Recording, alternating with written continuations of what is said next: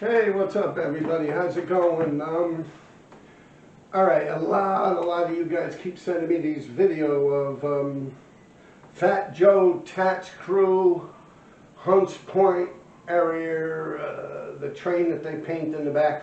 Fat Joe's painting it with the nicer bio. A bunch of people are there painting this train. Actually, I don't know if bio was there. But you guys sent it to me, and I didn't know what you were talking about. I had to listen to it like 4 or 5 times. But, all right, to get the gist of it, it was a get well soon, like, whole car they do on this replica car that Tats Crew has in their backyard. Now, they, not them, Tats Crew or Fat Joe or anyone, actually this guy, Fresh Paint and the Graffiti Wanderer. I got a funny story about that guy too. But first we're going to get into it. Now, I hear Fat Joe, and I see him sitting next to an RD tag. I painted that train with my man Prism, with Spanish 5, Priz, P-R-I-Z. Yeah, we did it around Christmas time. Matter of fact, Priz painted a little Santa Claus hat on the top of my R or my D. I don't remember. The D? No, I think it was the R.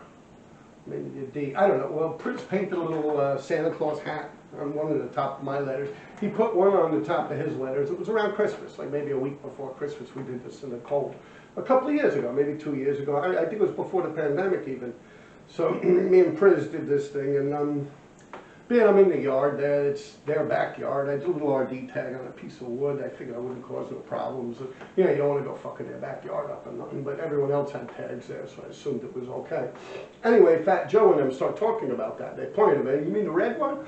And he says, yo, RD, white boy RD, this, that. And, yo, I went to school with him for 1 day. That's what Fat Joe says. And then you hear one of the Tats Crew guys go, yo, that dude's bugged out, man. Yo, he be up here stealing Pitbulls, he got alligators. Yeah, it's funny. I love that shit, man. Yo, that white boy, this, that.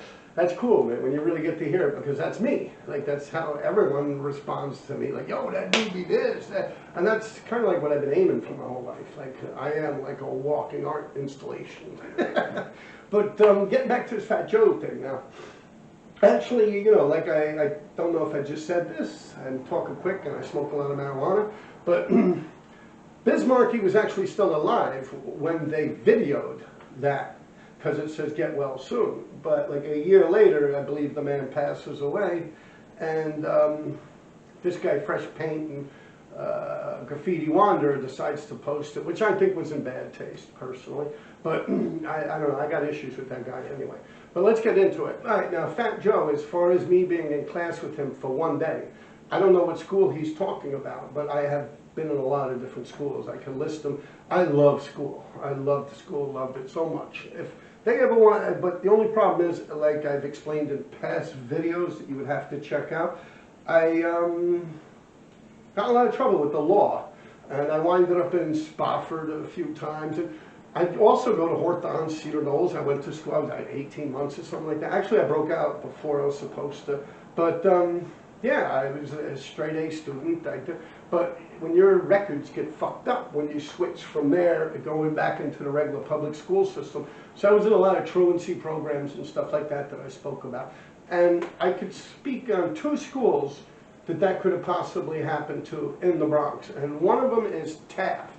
Now, Taft High School, I went there for 1 day, not even a whole day. I was out of there by about 11:45. Taft High School back in the days, we're talking about the 80s. You got to realize I'm 53 now. And you're talking about, maybe I was 17 at the time. I just got out of Spofford. I've been there a lot, but that one particular time that this incident occurred, I had just gotten out of Spofford. I was about 17 years old. Now, when you're in Spofford, and you get problems with people, especially a white boy, I'm not going to sit here candy coating it, man. Black people and Spanish people could be very racial, very racist, and cause me a lot of problems. I mean, especially on Halloween in Spofford. Yo, get the white boy! Poo, poo. Like, you know, that's all I was going through. I mean, I was getting this shit kicked out of me on a regular. You know, you go up there, that's what's going to happen. But what you got to do is, you got to try and kill the motherfucker. If someone's coming at you, you got to try to fucking kill them and hope that you don't. But you got to go with that fucking mindset to kill the motherfuckers. You have to. There's no ifs, ands, or buts about it. You have to try and kill that motherfucker.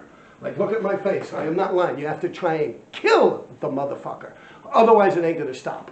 You can't, you ever heard of fight or flight with post-traumatic stress syndrome, PTSD? Well, that's what happens, and I suffer from that. But when you can't flight, run, or fight, it's fight or fight, and you got to. You have to. No ifs, ands, or buts about it. Shit pops off. So basically, what happened with this Taft High School is, I was in Spofford maybe 4 or 5 months all day. White boy this, white boy that, white boy, blah, blah, blah, blah. And I get out of the place, and I go into Taft High School, like maybe 2 days later, and I go in there, and the white boy jokes start. Taft is in a bad neighborhood, minority neighborhood, dominantly black and Spanish. So I'm the only white kid in the whole school at that point. I walk in there, all the white boys jokes, they start. I learned to deal with that shit. I actually like the term white boy. I'm a white boy. So I didn't mind that. I think I was in a history class. And one dude, he thought he was badass, this, that. See, that's another thing it's a very big pet peeve of mine. I hate it, and I don't care, I'll die behind it. I hate the fact that some black people or Spanish people feel that when you're white, that you're supposed to be scared of them or something like that. But they don't realize they're just in a public school up there off the Grand Concourse. You get me? They're not actually in fucking, they're not, it's a different level altogether. And what happened is, they try to do, whoa, do this shit and make you jump or something. Anyway, it's all fun and games. One of them just went like this to the back of my neck. Right? I turned around above the blackboard, the history class of Taft High School at about 11:45 when I was 17 years old. Turned around, I grabbed a flag, an American flag that was hanging above the blackboard, ripped it down, broke it over my knee, came at the dude with this shit. It was like a fucking railroad, like a huge fucking spike. I was like fucking Van Helsing chasing a fucking vampire around the classroom. I chased him around once. And like I said, you have to try and kill the motherfucker. You have to. You hope it don't happen that way. You hope you're still alive. You hope they're still alive. But like I said, in Spofford and shit like that, there's no halfway. You can't say, oh, excuse me, officer, this guy's... No, you're going to get fucked up worse. You can't act like, oh, you got me. They don't give a fuck. You just keep getting pounded out. There's nothing you can do but try and kill a motherfucker. So now, I'm still in that mindset. Like, I literally get released from Spofford. 2 days later, I go into Taft. All the white boy jokes start. It's all fine and dandy till one of them rubs their hand across the back of my neck. I grab it, I look at him, grab a fucking flag, pull it down, break it, and start chasing this fucking guy around the classroom with this shit like I'm Van Helsing and the fucking dude's Dracula or a vampire. There's one complete lap. Second halfway around, he stops with the teacher. He's like, no. He grabs the teacher by the shoulders and goes and hides behind the teacher. I'm coming at the motherfucker like this. The teacher literally just moves out the fucking way and runs out the classroom. So, I plunged that shit in that motherfucker's chest. Right into where his heart should be. Blah! And I let go of it, and that shit stayed in his fucking chest like this. The shit was hanging out like this.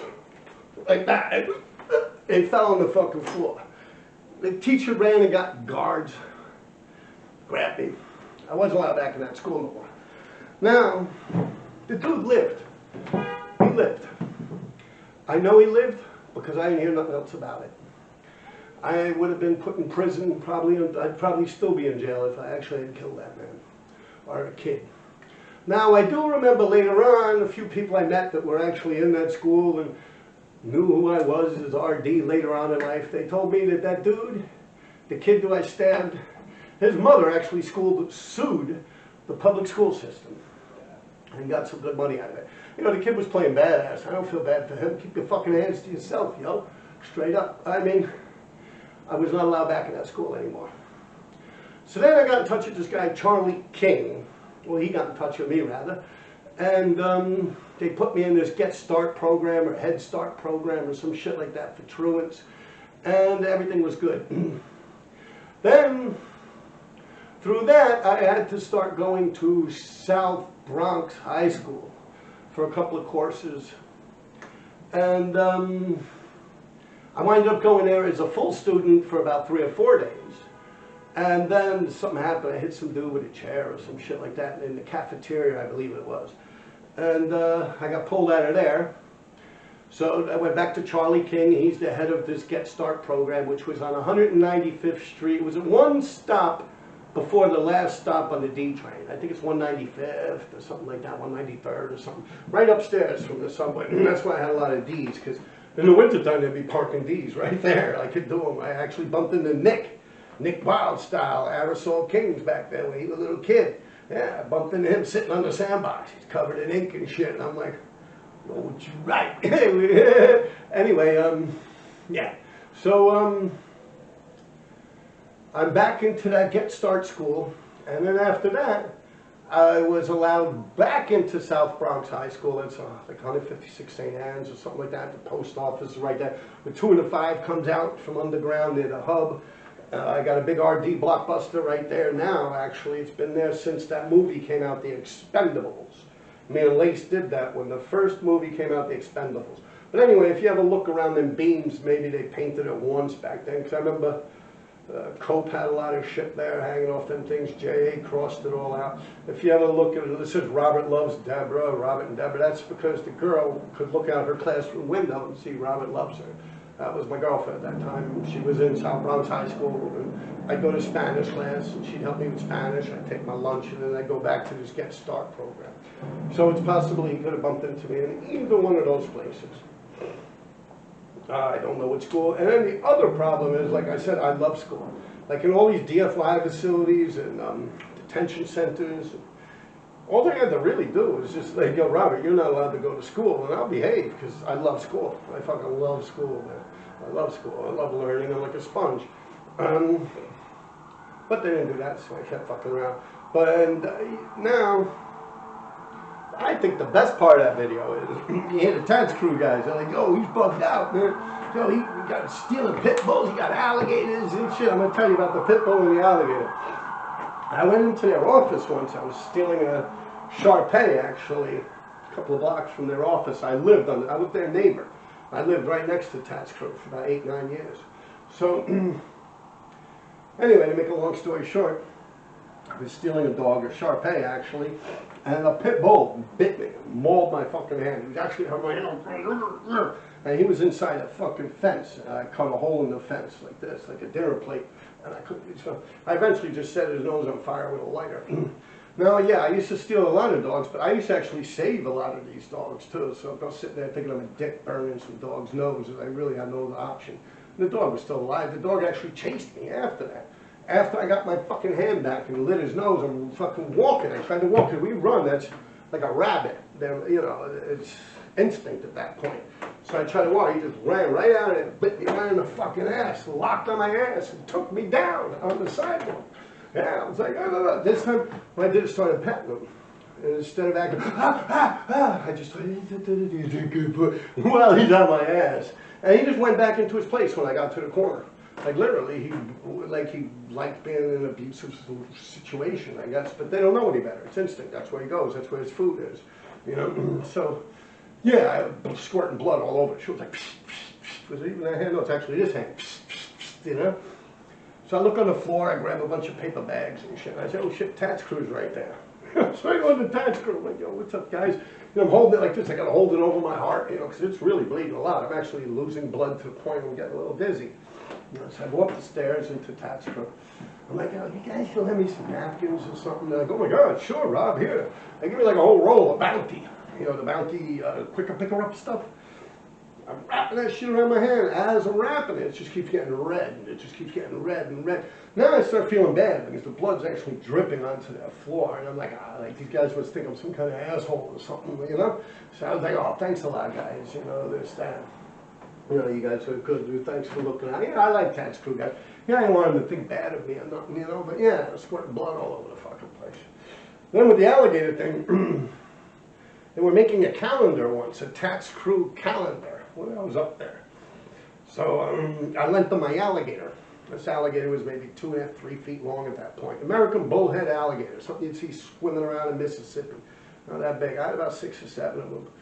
And getting back to the pit bulls, I've actually stolen pit bulls, so you don't think I'm an asshole. I love animals. I have a dog sleeping on my bed right now. But I'd actually take pit bulls from these junkyards up in the South Bronx and Hunts Point and auto body shops. I'd take them.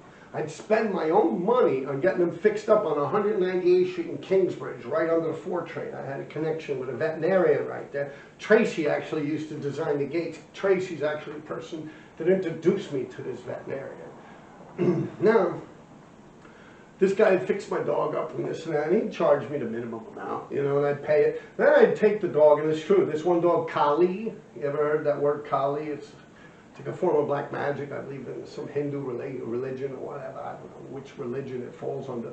But the dog's name was Kali, that's what they named it. And I actually got him all fixed up, paid money to get him fixed, and gave him to a friend of mine that lived on Park Avenue and 74th Street. Dog lived a happy life. It's dead now. I mean, it's going back a long time. But the dog got all gray and shit and like lived a beautiful, happy life. And I feel as if I've accomplished something good by doing that.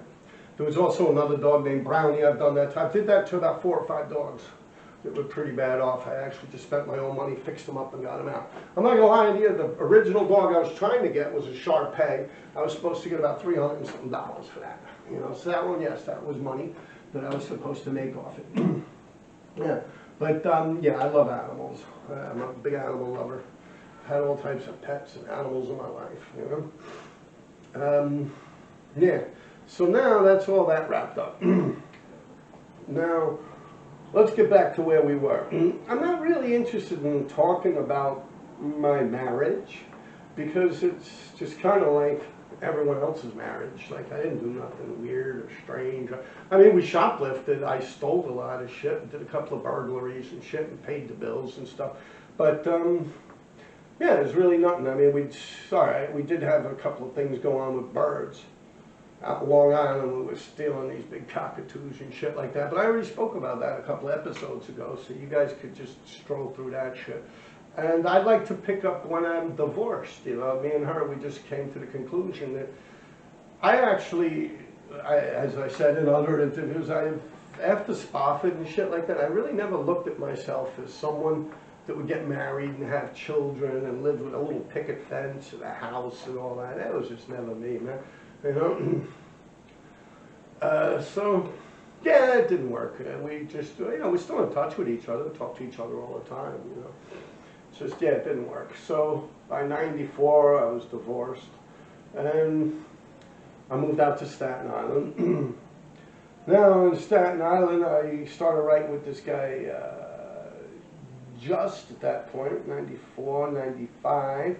Yeah, I went into the park. I talked about that already too. I was like, yo, with the 357 guys, yo, let's do this. They're all like, come on, Rob, man, we don't write graffiti no more, man. How old are you, 10 years old, man? Yo, let's make that money. You know, I'm like, oh, come on. Like, I want to do graffiti, you guys want to break into shit, you know, so I actually straightened my life out. I actually did nothing really wrong but graffiti for many, many years. I was just, at that point, when I came out with Justin, doing JUST DWC, when I came out with him, I was doing that all night, 3 nights a week, 7 cans each of flat white on the gates over everyone and their mother. Then I started going out in the daytime with this dude, Skay, which I talked about. Skay, S-C-A-E, and he wrote N-R-G. And that was the crew, N-R-G. Maybe that was, I was doing a bunch of shit with him. And I was jumping around with this dude, Sear 357, S-E-R-E, doing big shit all along out railroad trains and down the fucking bridges, and all types of crazy shit with him too. I would have to say at this point, no one was writing. No one was writing. Like MQ, he started and left. I don't know. He moved. J.A. left. Cost wasn't writing. No one was writing anything. I mean, you might have had a couple of little dudes that were just starting to come up, you know. But you got to realize this is the point when, I guess you would say, I was out in Staten Island, so I knew this guy Sems. Meatball, we used to call him. Saga. You had this dude, ASIC. ASIC didn't really hang with them. I knew him on his own. He follows me on here. He's going to shout back. He's going to see that I mention him. ASIC. Then you had Platino, FL, a bunch of these people. And that's when I could say Miss 17 popped into the picture. A lot of you people act like Miss 17's been around forever. But that's around when she was going out with this guy, Sems. And that's when she popped on the picture, on the scene. I know I'm forgetting about 20... Goal also is another dude from out in Staten Island. I mean, I really had chill with them. Sam's I chilled with. I mean, he was a good guy. He passed away. But other than that, I really, Saga I hung out with a little more than the rest of them, I guess. And ASIC. ASIC I chilled with. Redheaded dude, I used to chill with him hard. That was my boy. You know, we actually hung out. Like, he came in my house and shit like that. You know, we actually chilled, you know. Yeah, so that's around the point, and that could also be around the point where, like, all these people started popping up. Bruise, Side RA, although Spawn's been around, Spawn GNR, but that's when he started going off with Side. Then this guy NATO pops up, and God knows a whole fuckload. That era of time, just figure out those guys and who the fuck they were hanging out and who else was crossing them out and this and that. And YKK's always been in the mix too. Yeah, everyone and their mother came out, and it started to get back into, like, Graph was out there like that again, you know. I'd say it is probably mid-90s or something like that. And I just continued writing graffiti. Like, at that point, that I would have to say is probably one of, if not the most active point in my life of graffiti, other than the train era, you know. Train era, I didn't have to worry about it, work and living and shit. I lived under my mother's roof, or if not, I could just sleep on a park bench or something and steal food, you know, steal clothes, whatever, you know. But at this point, I'm already probably in my 30s or something like that. Yeah, you figure 94. Yeah, I'm probably in my 30s, early 30s or something like that. And these people are popping up, they're teenagers and shit.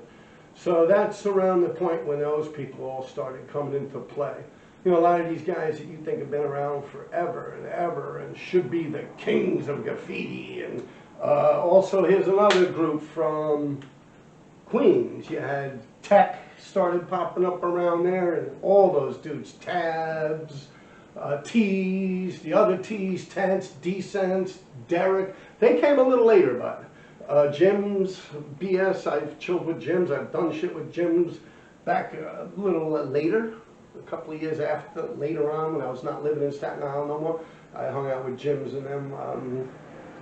Yeah, that's like when that whole thing that you people think of as motherfucking graph gods just started popping up at that point, right around there. That's when everyone spawned, like I said, Side, RA, NATO, Ovi, KD with Coke 2, he came out. Just a whole slew, Since from the Bronx. Yeah, you get the idea, right? Like, if I'm going to say Since, you can figure out who he was hanging out with, who he was bombing with. I really, you know, I honestly, that's probably the last time I really paid attention to graffiti. So, like, when you guys talk to me about people like Kia, KEA, or some shit, man, never heard of them. Dera, never heard of them. Dessa, never heard of them. You know, like, you know, it's just, I had other things to do. Like, I can't be fucking, like, I never tried to be like some graffiti art historian. I didn't give a fuck. As long as they're not going over me, it's all good. Or if I go over them and they don't react back, it's all good. You know, it's just the minute they react back and then they start smashing my shit, I start smashing their shit, then I know about them. Other than that, man, you stay in your corner, I'm in my corner. It's all good, you know? Well, now, at this point, I'm also doing stuff with this guy, Baron. Baron from Roosevelt Island, STS, sworn to sin, 6 train stars. Yeah, he passed away from ALS. Doing a lot of shit with him, big shit, around that same period of time. And, yeah, that's about it with Staten Island, those people. 90s, and like I was saying, I never ever took a break. Like, when I was married, every year I'd go out 4 or 5 times and do a big fill-in. I mean, I'm not as active, But then again, I'm doing huge fucking fillings, and I'm standing on the top of fucking garbage cans to finish. You know what I mean? Like blockbusters, they're huge. Like I said, Fordham Road, I did the Metro North tracks when I was on a break. You know, when I was married, I did the Metro North tracks. I did that shit 176 and Weeks Avenue. I did another one up near the Botanical Gardens. I was out. I was doing shit. I did a bunch of shit with, not a bunch, I had 2 or 3 things with Tracy, 168. Flip, my boy Flip, was Staten, who knew the D3, but D3 OTB, D3 Wild Style, Johnny Irish. Not D3 Sammy, different D3. Yeah, Blade, I used to hang out with, not Blade TC5 with Blade and Comet, but a motorcycle guy from the Renegade Indians. His name was Raymond. Yeah, I used to put in a lot of work for him, nothing to do with graffiti at all. He was a motorcycle guy. Yeah, actually saved his snake once. He had this big boa constrictor, but he had no heating system. I was like, oh, it's too cold in here, man. And you think you could save it? I'm like, well, it's pretty bad off, man. He's pretty depleted. Stopped eating and started getting mouth rot, fuzzing them out. But I got it back to normal. I actually used Listerine, watered down Listerine them out with a syringe with no needle on it, just to flush them and put a heating rock in there, some light and shit like that. And I said I wouldn't even fuck with the heating rock because they lay on that after they eat and they actually burn themselves. You're better off with a heating pad underneath the tank. It just came out. So yeah, I saved that snake, and me and Raymond, I remember him, hung out with him a lot for a while. Yeah, we'll leave it right about there, no? Yeah, huh? Yeah. Yo, you want to see something bugged? I dislocated my collarbone. Like, remember I was like, yo, I'm not going to be doing this shit in the summer. I want to enjoy myself. So as soon as I stopped doing these videos, I actually dislocated my collarbone. So I went to the doctor, and they snapped it back into place, but when he put it back into place, he wanted to check it out and see how it's doing. So he said, hey, Rob, while you're here, let's do, you haven't had any blood work done in a while. So yeah, sure, why not? Well, he does it CBC, complete the blood count. It's like a temporary hemocratic measurement, corridor or something like that. So they run the whole test. He said, you know, your cholesterol's a little high here, Robert. So I said, well, I didn't know that you were going to take my blood. I said, I actually just ate a fucking, off the cart. I said, I had a bacon, egg, and cheese fucking sandwich, you know, on a fucking roll. I said, it's high in cholesterol and all. He said, well, how often do you have these bacon, egg, and cheese? I said, a couple of times a week. He said, you got high cholesterol, dude. You're in your 50s. So I cut out all that shit, man. Like, I cut out everything. I'm drinking fucking oat milk, almond milk. I don't drink no more milk. I don't have no more sugar, no more red fucking meat and nothing. And like I said, you know, it really wasn't even bad. Like, it was just a dip up. And that's just how I am. If something's bad for me and I see a sign that it's causing me some kind of harm, I stop it right away. Like that, you know. So yeah, that's pretty much what's going on. Now I'm getting so skinny. Look, you see my eyes, right? Watch this. When I go like that, right? You see this shit? Well, let me center my face first. All right, here you go, right? Now look, I go like that. Yo, you see this shit here? It's like Mickey Mouse. That's fucking skull. It's like I don't even have meat under my eyebrows no more. Like, yo, well, that shit's crazy. You see it? It's like a ring here. You see the line? And look at this eye. Here, that's bugged out shit, right? Like my face is getting skinny as fuck. But it's all right. You know, I've been eating healthy and shit. You know, I've been eating a lot of nuts and a lot of cashews, oat milk, shit like that, like I've been saying. I still eat fish and chicken grilled, you know, so. Like I said, it's not like I'm fucking dying or nothing. The guy just told me. So I'm like, yo, we're going to do this blood work and I'm going to fuck his head up. Because when I go back, my shit's going to be proper. Because I ain't been eating like nothing bad at all. Like honestly, I've been eating very, very fucking healthy. So, and I still run. So and that's another thing. I'm realizing I'm not as energetic because I guess I'm not getting all that fatty fucking calories to burn. Your body needs calories to burn just like a car needs gas. So trying to figure it out. And as I'm figuring it out, I'm shredding down the skin and fucking bones here. See? Like look at that shit. Right here it goes. See? It's like a fucking skeleton, man. Yeah, bugged out shit. Yo, take care, people. Hey, what's up, people? You know, I forgot, and once again, like always, this guy that made that video that put it on about the Tats Crew and Bismarcky, you know, when they were doing that wall, the Graffiti Wanderer, fresh paint. I'll tell you a funny story about him. You know, he took some really, really nice photographs, or videos and photographs of that RD that I was just talking about on the 2s and the 5s when Lace wrote The Expendables in it. That was next to my high school. It's still there, actually, till today. And we did that when the night that that movie came out, the first movie of The Expendables. Me and Lace did that on the tracks. And this Graffiti Wanderer guy, I don't know, he got real good pictures. He either just ran up to the fucking thing in broad daylight and took good pictures, or he had one of the little drone things do it, you know. But yeah, he got real good pictures of it. So I like copied and pasted the pictures or something like that once. I did through a shit fit. And I don't like that. We're going to get into a lot of that because we got some weird shit coming down the pipes on my next issues and stuff like that. It's like, I don't know, here's what my problem comes with people like him. Well, just look at this Tats Crew thing that he put on, you know, that it's like get well soon, and he holds on to it until Bismarcky passes away, and then he puts it on, and I don't know, bad taste.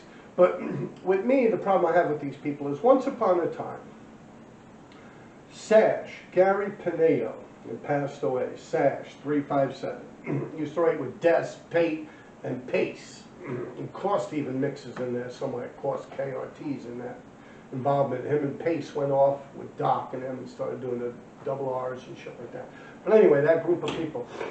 I remember once, I went with Gary Sash when he did a whole car. It was me and JJ, 357. JJ's dead now, and Sash is dead now. I'm the only one alive out of that group that went that night. Now, Sash did it top to bottom, whole car. The whole side of the car. Then I did an RD that's almost the whole car, and JJ didn't do anything. He just hung out with us. He was probably writing on the insides and shit like that. He was just bored, you know, he hung out with us. Now, when them things pulled out, you know, it was getting late, you know, and Sash is like, yo, I'm going to go get pictures. Why don't you guys come with me right now, you know? I said, I don't like doing all that shit. I hate waiting around like that, you know? I could be using that time to steal spray paint or do some other shit, sleep, catch some sleep or something, you know. But I wound up going with him. Now, I pulled the emergency brake on the train when it pulled into the outdoor station so he could take pictures. And I did it so good I pulled a couple of them fucking things. It ain't going nowhere. So I go down that thing, because this one is coming out of Ditmar. It's going that way, probably around Beads or something like that, 36th Ave or some shit. So it's on the opposite side of the tracks. You can get good pictures. It's a little further away than it being right next to you. You can't get the whole train in one picture. So we like to get it when it's on the other side and it's pulling. So I pulled all these brakes and shit. I go down, I come back up, actually JJ was pulling some also. We both pulled brakes. He went towards the front of the train, I went towards the back of the train. Walked through, pulled a couple of them fucking things, met at the staircase, went down this staircase, went underneath, and came back up where the people wait for the train to come that goes towards Ditmars.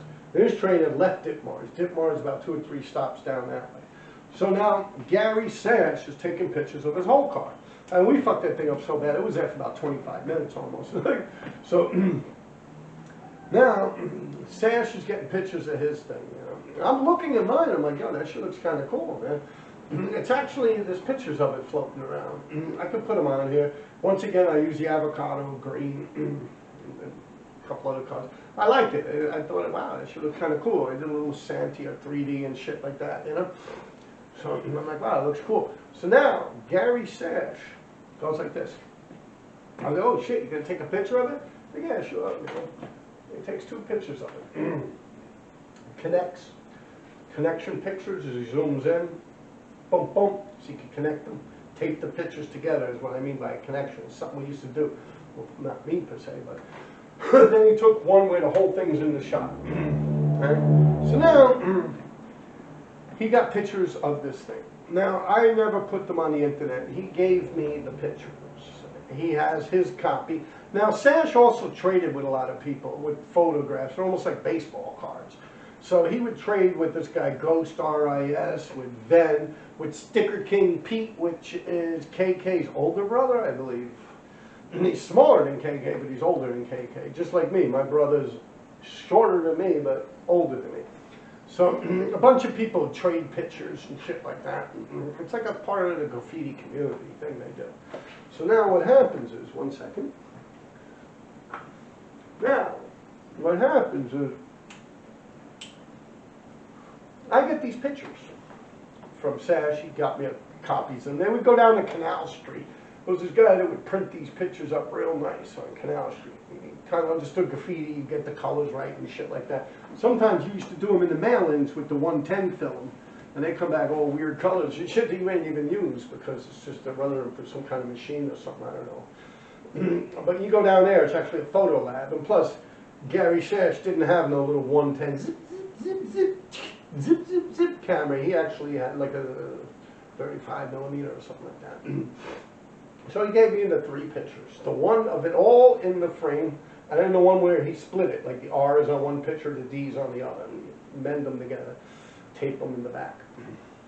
Now, I got these pictures just like any pictures, and you guys are gonna laugh, and you know it's true. And even if you do a handball court or a fucking legal wall, you get your pictures, you get home, you sit there, you smoke a nice fat joint, you look at the pictures, you say, wow, it looks cool, you know? That's what I did for maybe an hour after I got the pictures. And then I'd look at them again every so often, every week or two or something like that, you know? I have them laying around there near my stereo or something like, oh yeah, shit came out tight, you know? So I remember these pictures. Now, I fucking wind up on the internet. Gary Sash is dead and buried at this point. God rest his soul. JJ's dead and buried at this point. God rest his soul. Now the picture pops up on the internet. I'm like, oh shit, I haven't seen that thing for a long fucking time. And never when I winded up on the internet, and I'm shocked. So, I have the picture buried somewhere in a crate somewhere in some fucking storage somewhere. I haven't really looked at it in many, many decades. So now, what happens is, I copy and paste this fucking picture on my Instagram. So some guy gets in touch with me on the comments. He starts tearing me a new asshole. You motherfucker, you stole my picture, you this, that, blah, blah. I'm like, I stole your fucking picture? Fuck you talking about? You know? This was on Facebook or maybe even MySpace or some shit like that. What the fuck are you talking about? I stole your picture. I told him I did that fucking graffiti. Me, myself, me, Robert Dyer. I didn't tell him Robert Dyer, but I'm like, I did that fucking graffiti. I am RD. And my boy, Sash, took those fucking pictures. I remember it was like it yesterday. I looked at those pictures over and over and over throughout the years. Well, I know that you have nothing to do with that fucking picture. Right? And then the guy goes, well, wait a minute now, it's got my watermark. My watermark is in the corner of that. I'm like, what the fuck is this guy even? But like, I never heard of this term, a watermark. I'm like, what's he trying to say? Like he spilled coffee on the fucking thing or something? Like, yeah, you know? So I look at the bottom, it's like some swirly weird shit.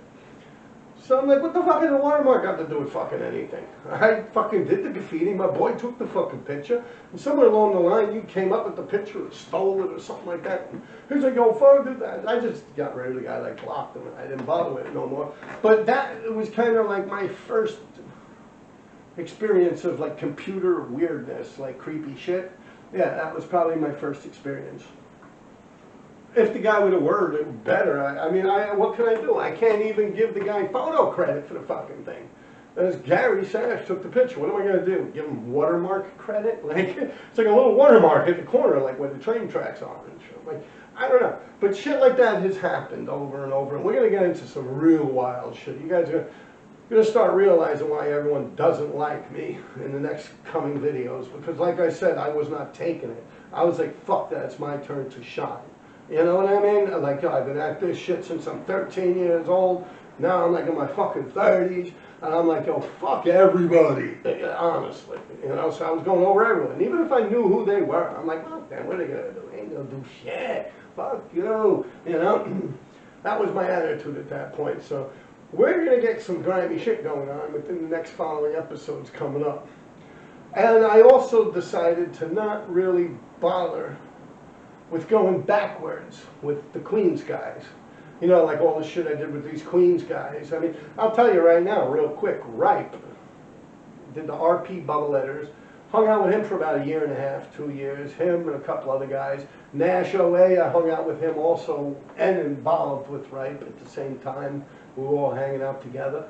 Did a lot of graffiti. Went to a lot of different layups. Hit a lot of different fucking lines. Like J's, L's, all types of crazy weird shit. A's, CC flats, D's, and all types of weird shit we were hitting. 2s, 5s, we got the 6s, we were going off. I figured out a better way. These guys are all still alive pretty much, except for Ross and a couple other ones. So as time goes by, I'll get them on here. Like I keep telling PK, like, yo, I want to come on, you know, PK, no. You know, but then I'm like, oh, let's do this, that, and he just doesn't show up. So PK's PK. So a lot of these people are still alive, and as time goes by and shit like that, I'll get them on here and we'll just talk about the incidences. I mean, pretty much did the same thing I always do. Wrote a bunch of fucking graffiti, you know, just different people. And there was nothing, like, these guys were good. They knew schedules and times and places and shit like that. So we really never ever had a problem that I could think of. There was a couple of problems out in Brooklyn, yeah, where shit popped off, but nothing big. Well, actually, I did get the shit kicked out of me once out there. Pretty bad. I ran into a pizza parlor.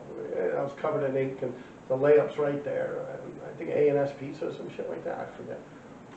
Yeah, they beat the shit out of me. They knew what I was doing. Other than that, yeah. So, like I said, with this Fresh Paint, this guy, Fresh Paint, the Graffiti Wanderer, the guy that videoed that Tats Crew train when they were doing Get Well Soon Bismarcky. He was getting snippy with me online. So as he was doing that, I was like, yo, this motherfucker, and the person sitting next to me in my house is like, yo, what? Man, yo, I got that motherfucker's phone number right here. Yo, call him up, man. I'm like, yo, get him on the phone. So he got on the phone. I'm like, you motherfucker, don't you do that. Like, don't be taking pictures of my shit and posting it, and I don't want to have nothing to fucking do with you. You have any fucking thing to do with me, I'm going to come and kick your fucking ass. If I ever hear fucking RD come out your fucking mouth, or a picture of RD coming out your fucking website, I'm going to find you, I'm going to beat you an inch of your fucking life. Just blah, blah, blah, blah, blah. Blah, and hung up on. I was having a little fun, you know. But yeah, fuck him, fuck them all, man. All these fucking people, man, that do shit like that, man. They're all out to fucking they don't give a fuck about you. They don't give a fuck if you get in trouble, or they don't give a fuck about nothing. All they give a fuck about is people fucking subscribing to their shit and fucking becoming successful in the computer graffiti business. You know, I don't even call that shit graffiti. It's just, there's really a whole mess, a whole slew of these people, man. There really is a whole fucking slew of them, man. They're scum, man. They're scum of the earth. They're the worst form of fucking scum, man. Believe that shit, man. A lot of these people, man, you know, they hop on the coattails of graffiti and shit, you know, but they don't have no good intentions for you. They don't give a fuck about you or what you're up to, or, you know. I'm going to get into some real foul shit. It wasn't even fucking like a website. But yeah, I'm going to get into some real foul shit soon.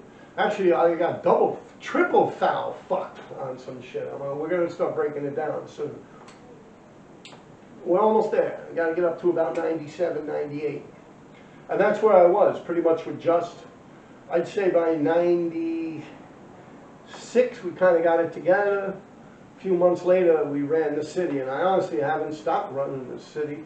Well, you know who's up a lot now in Manhattan? Those guys, Pear, Hound, and Goog and them, but they do a lot, and I love how they do it. But I don't like when they fucking go over my shit. That pisses me off a little, especially when it's in the train tunnels, you know?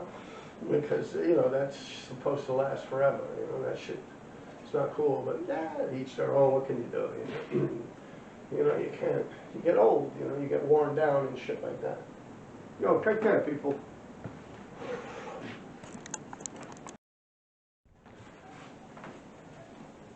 Yeah, one more thing, I just looked it up. Fat Joe's a couple of years younger than me, too. I never been left back, so I don't know. And maybe he didn't go to school in the Bronx just because he's from the Bronx. Maybe he was in Manhattan. I went to Julia Richmond in Manhattan, PS 183, which was my elementary school. Wagner, PS 167.